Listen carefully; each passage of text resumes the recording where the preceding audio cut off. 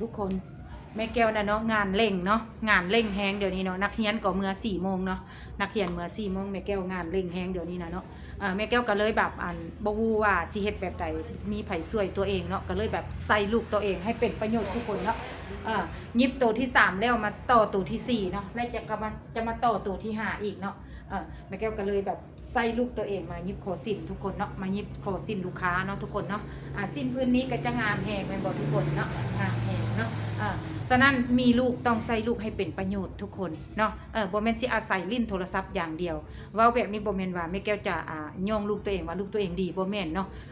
สิมานั่งนอนลิ้นโทรศัพท์อย่างเดียวบ่ได้มือพักต้องช่วยแม่เนาะมายิบโซ่งยิบสินซอยแม่ทุกคนเนาะลูกสาว13 ปีเนาะเรียนอยู่ห้องม.3 เนาะม.3 อายุ13 ปีเลยเพิ่นยิบคอสิ้นงามอยู่บ่พี่น้องเพิ่นยิบคอสิ้นเองเนาะเด้ยิบคอสิ้นเองงามอยู่เนาะพี่น้องเนาะถือว่าแม่แก้วเป็นคนที่ว่าสังเกตแล้วก็กวดกราบเบิ่งถือว่าผ่านเนาะก็ขอบใจลูกสาวที่ซอยเวียกแม่ในวันเสาร์วันอาทิตย์เนาะทุกคนใส่ลูกให้เป็นประโยชน์ทุกคน